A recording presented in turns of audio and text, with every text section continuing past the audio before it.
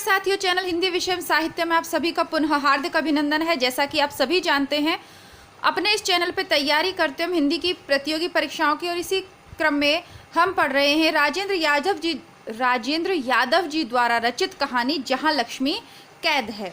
यह इस कहानी का दूसरा भाग है। पहला भाग हमने कल पढ़ लिया था। कहानी काफ़ी लंबी थी, इसीलिए इसे दो भाग में हम पढ़ रहे हैं। पहले भाग के अंतर्गत हमने देखा कि गोविंद नामक युवक पढ़ने के लिए शहर आते हैं और वहाँ पर वह एक जो वहाँ के रईस हैं उनके यहाँ वह नौकरी करने लग जाते हैं, और वहीं पर एक कमरा, उन्हीं के घर में एक कमरा है जहाँ वो रहते भी है। उसी में उन्हें विभिन्न प्रकार की आवाज़ें सुनाई देती हैं, और वहाँ पर काम करने वाले मिस्त्री और चौकीदार के माध्यम से उन्हें मालूम चलता है कि यह आवाज़ें उस घर के मालिक की लड़की की हैं, जिसका नाम है लक्ष्मी। लक्ष्मी कुछ पुस्तक के पन्नों पर अंडरलाइन करके उसके लिए भेजती है, जिससे वह काफ़ी व्याकुल हो जाता है और मिलने के लिए उससे थोड़ा सा बेचैन भी स्वयं को अनुभव करता है। अब लक्ष्मी कौन है, क्या है, ये सारी बातें वह चौकीदार और मिस्त्री के माध्यम से जान लेना चाहता है। इसी क्रम को आगे बढ़ाते हुए प्रारंभ करते हैं आज की कहानी। अन्य बातें मध्य में करेंगे। उसकी बातें गौर और रुचि से सुनते हुए भी गोविंद के मन में एक बात टकराई। लक्ष्मी को दौरे आते हैं, कहीं ऐसा तो नहीं कि उसने जो यह निशान लगा भेजे यह भी दौरों की दशा में ही लगाए हों और उनका कोई विशेष गहरा अर्थ ना हो। इस बात से सचमुच उसे बड़ी निराशा हुई। फिर भी उसने ऊपर से आश्चर्य प्रकट करके पूछा, सिर्फ 25-26 साल? और बीड़ी जलाते चौकीदार ने जोर से सिर हिलाया। गोविंद ने सोचा, और लक्ष्मी की उम्र क्या होगी? प्रश्नवाचक चिन्ह। यानी वो उसको पता चल ही जाता है कि वो हाँ युवा ही है अभी, लेकिन फिर भी वो पूछता है कि सिर्फ 25-26 साल। तो यानी उम्र में लक्ष्मी की उम्र सिर्फ 25-26 साल है, और वो कभी कभी बहुत ज़्यादा उत्पात मचाती है। वो उत्पात क्यों मचाती है? उसे दौड़े आते हैं या किसी देवी का प्रकोप है? ये सब बातें आगे हम कहानी में जानेंगे। और कंजूसी की तो हद आपने देख ही ली होगी। बुढ़ा हो गया है, सांस का रोग रहा है, सारा बदन कांपता है, लेकिन एक पैसे का भी फायदा देखेगा तो 10 मील धूप में हांफता हुआ पैदल जाएगा। क्या मजाल जो सवारी कर ले। गर्मी आई तो पूरा शरीर नंगा, कमर में धोती आधी पहने आधी बदन में लपेटे, जाड़ा हुआ तो यही ड्रेस। बस इसी में पिछले 10 साल से तो मैं देख रहा हूँ। कभी किसी मकान की मरम्मत ना कराना, साफ सफाई ना कराना, और हमेशा यही ध्यान रखना कि कौन कितनी बिजली खर्च कर रहा है, कहाँ बेकार नल या पंखा चल रहा है। लड़का है सो से मुफ्त चुंगी के स्कूल में डाल दिया है, लड़की घर पर बैठा रखी है। एक एक पैसे के लिए घंटों रिक्शे वालों ट्रक वालों से लड़ना, बहसें करना और चक्की वालों की नाक में दम रखना। उन्हें दिन रात यही सिखाना कि किस चालाकी से आटा बजाया जा सकता है। 20 रुपये का आटा रोज होटल वालों को बिकता है, सो अलग। जिस दिन से चक्की खुली है घर के लिए तो आटा बाजार से आया ही नहीं। आप विश्वास मानिए कम से कम 12-15 हज़ार की आमदनी होगी, लेकिन सूरत देखिए, मक्खियाँ भिनभिनाती रहती हैं। तो ये लक्ष्मी के जो पिताजी हैं उनका वर्णन करते हुए उन्हें वह मिस्त्री गोविंद को बता रहा है कि इस प्रकार वो कंजूस है। बहुत ज़्यादा पैसे होते हुए भी बहुत ज़्यादा कंजूस है। आपने वो मुहावरा सुना होगा ना। चलिए आगे बढ़ते हैं।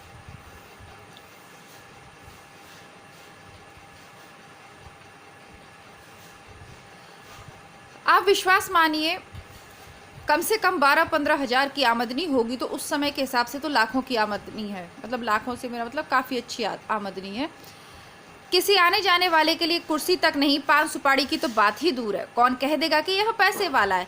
यह उम्र होने को आई, सुबह से शाम तक बस पैसे के लिए हाय हाय। दुनिया के किसी और काम से इसे मतलब ही नहीं है। सभा हो, सोसाइटी हो, हड़ताल हो, छुट्टी हो, कुछ भी हो, लेकिन लाला रूपाराम अपनी ही धुन में मस्त है। नौकरों को कम से कम देना पड़े इसलिए खुद ही उनके काम को देखता है। मुझसे तो कुछ इसलिए नहीं कहता कि मुझ पर थोड़ा विश्वास है। दूसरे मेरी ज़रूरत सबसे बड़ी है, लेकिन बाकी हर नौकर रोता है इसके नाम को। और मज़ा यह कि सब जानते हैं कि झक्की है, कोई इसकी बात को ध्यान से सुनता नहीं। बाद में सब इसका नुकसान करते हैं। आसपास के सभी हंसते और गालियाँ देते हैं। बच्चे कितने हैं? चौकीदार को इन बेकार की बातों में बहकते देखकर गोविंद ने सवाल किया। उसी बात पर आता हूँ, चौकीदार इम्तिनान से बोला था। यानी ये कहानी गोविंद को कौन सुना रहा है? मिस्त्री न सुना के चौकीदार सुना रहा है। सच बाबूजी, मैं ये देख देख कर हैरान हूँ कि इस उम्र तक तो इसने यह दौलत जुटाई है, अब इसका ये कमबख्त करेगा क्या? लोग जमा करते हैं बैठकर भोगें, लेकिन यह राक्षस तो जमा करने में ही लगा रहता है। इसे जमा करने की ऐसी हाय हाय रही है कि दौलत किस लिए जमा की जाती है इस बात को तो बेचारा भूल ही गया है। फिर बड़े चिंतित और दार्शनिक मूड में दिलावर सिंह ने आग वाली राख को देखते हुए कहा, इस उम्र तक तो इसे जोड़ने की ऐसी हवस है, अब इसका यह भोग कब करेगा। सचमुच बाबूजी, जब कभी मैं सोचता हूँ तो बेचारे पर बड़ी दया आती है। देखो, आज की तारीख तक यह बेचारा भाग दौड़ लू धूप की चिंता छोड़कर जमा कर रहा है। एक पाई उसमें से खा नहीं सकता जैसे किसी दूसरे का हो। अब मान लीजिए कल यह मर जाता है तो यह सब किसके लिए जमा किया गया। बेचारे के साथ कैसी लाचारी है, मरकर जीकर नौकर की तरह जमा किए जा रहा है। ना खुद खा सकता है, ना देख सकता है, ना कोई दूसरा छू भी ले तो जैसे धन के ऊपर बैठा सांप, खुद उसे खा नहीं सकता। खाने तो खैर देगा ही क्या, उसकी रखवाली करना और जोड़ना। और लाला रूपाराम के प्रति दया से अभिभूत होकर चौकीदार ने गहरी सांस ली। फिर दूसरे ही क्षण दांत किटकिटाता हुआ बोला, और कभी कभी मन होता है छुरा लेकर साले की छाती पर जा चढ़ूं और मुरब्बे के आम की तरह गोदूं। अपने पेट में जो इसने इतना धन भर रखा है उसकी एक पाई उगलवा लूं, चाहे खुद ना खाए, लेकिन जिसे अपने बच्चों को भी खिला पिला नहीं सकता, उस धन का क्या होगा। इसके बच्चे कितने हैं। इस बार गोविंद अधीर हो गया। असल में वह चाहता था कि दार्शनिक उद्गारों को छोड़कर जल्दी से जल्दी वह विषय पर आए, मूल विषय पर आ जाए, लक्ष्मी के विषय में बताए। अब देखिए, गोविंद को तो सिर्फ लक्ष्मी के विषय में जानना है और चौकीदार उसे यहाँ वहाँ की दुनिया भर की बातें बता रहा है, उसके पिता से संबंधित, उसके घर बार से संबंधित, उसमें गोविंद को कोई भी रुचि नहीं है। वर्णन में बह जाने की अपनी कमजोरी पर चौकीदार मुस्कुराया और बोला, इसके बच्चे हैं 4, बीबी मर गई, बाकी किसी नातेदार किसी रिश्तेदार को झांकने नहीं देता, ऊपर तो कोई नौकर भी नहीं है, बस एक मरी मराई सी बुढ़िया पाल ली है। लोग बड़े भाई की बीबी बताते हैं, बस वही सारी देखभाल करती है, और तो किसी को मैंने साथ देखा नहीं। खुद के 3 लड़के और 1 लड़की। बड़े 2 लड़के तो साथ नहीं रहते। इस बार मिस्त्री बोला, हाँ वो लोग अलग ही रहते हैं, दिन में 1 आध चक्कर लगा जाते हैं। एक जूतों का कारखाना देखता है, दूसरा साबुन की फैक्ट्री संभालता है। इस साले को उन पर भी विश्वास नहीं, पूरे कागज पत्तर हिसाब किताब अपने पास ही रखता है, नियम से शाम को वहां जाता है वसूली करने। लेकिन लड़के भी बड़े तेज हैं, जरा शौकीन तबीयत पाई है, इसके मरते ही देख लेना मिस्त्री, वो इसकी सारी कंजूसी निकाल डालेंगे। फिर याद करके बोला, और क्या कहा तुमने, साथ रहने की बात। सो भैया, जब तक अकेले थे तब तक कोई बात नहीं थी, लेकिन अब तो उनकी बीबी आ गई है ना, 1 आध बच्चा भी आ गया है घर में, सो उसे दिन भर गोद में लटकाए फिरता है। इसके घर में एक चंडी जो है ना, उसके साथ सबका निभाव नहीं हो सकता। एकदम गोविंद के मन में आया लक्ष्मी, और वो ऊपर से नीचे तक सिहर उठा। कौन लक्ष्मी, उसके मुंह से निकल गया।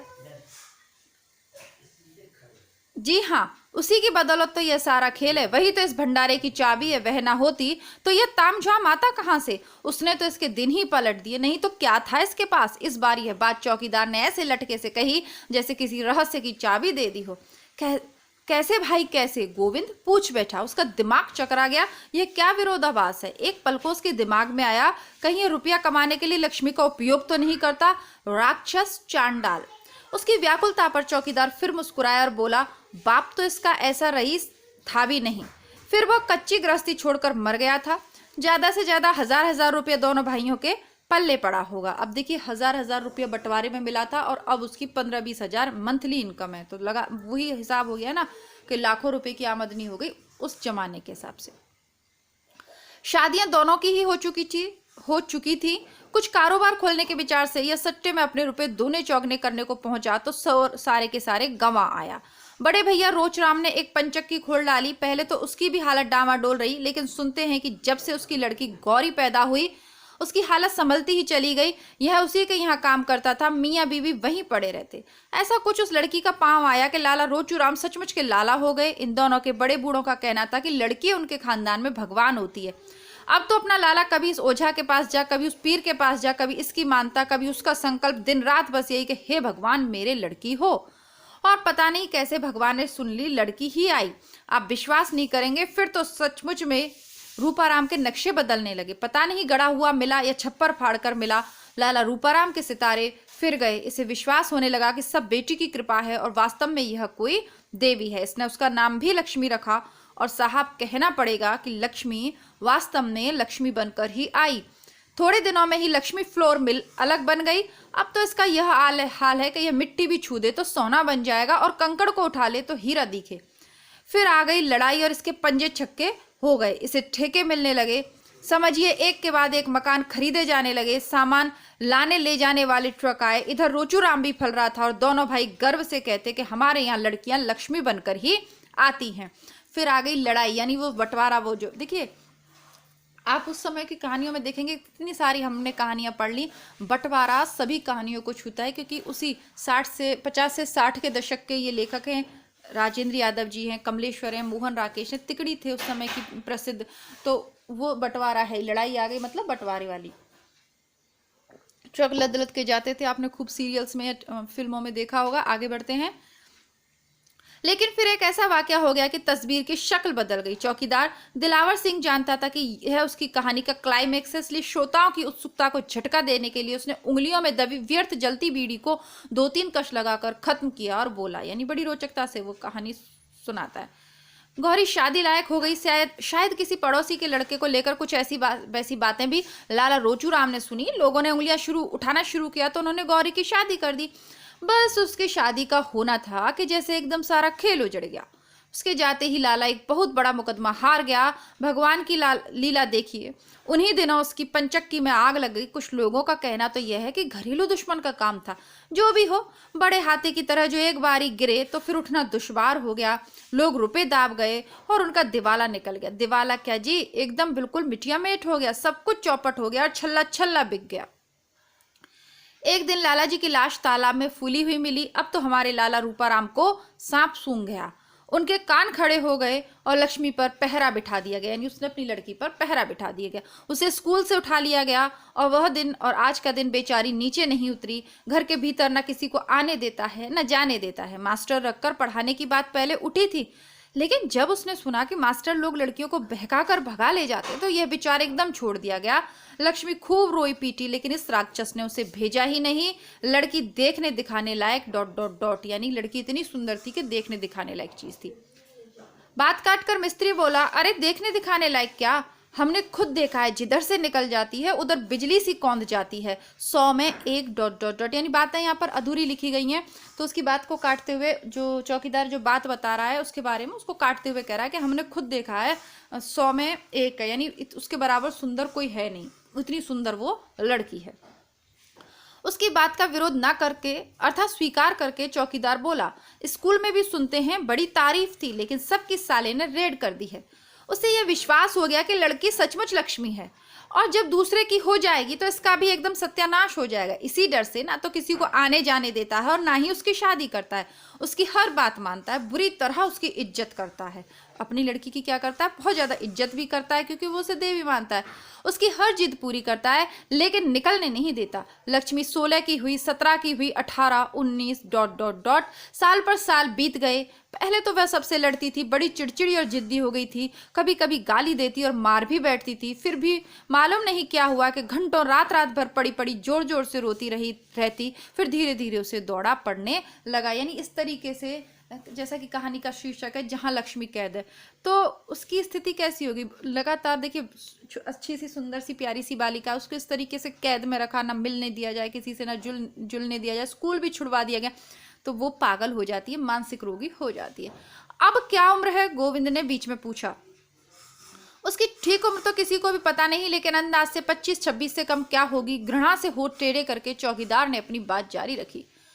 दौरा ना पड़े तो बेचारी जवान लड़की क्या करे। उधर पिछले 5-6 साल से तो यह हाल है कि दौरे में घंटे 2 घंटे वह बिल्कुल पागल हो जाती है। उछलती कूदती है, बुरी बुरी गालियां देती है, बेमतलब रोती हंसती है, चीजें उठाकर इधर उधर फेंकती है, जो चीज सामने होती है उसे तोड़ फोड़ देती है, जो हाथ में आता है उसे मारपीट शुरू कर देती है और सारे कपड़े उतार कर फेंक देती है। बिल्कुल निर्वस्त्र हो जाती है और जांघें पीट पीट कर बाप से कहती है, ले तूने मुझे अपने लिए रखा है, मुझे खा, मुझे चवा, मुझे भोग। यह पिटता है, गालियां खाता है, सब कुछ करता है, लेकिन पहरे में जरा भी ढील नहीं होने देता। चुपचाप सिर पर हाथ रखकर बैठा बैठा सुनता रहता है। क्या जिंदगी है बेचारे की। बाप है सो से भोग नहीं सकता और छोड़ तो सकता ही नहीं।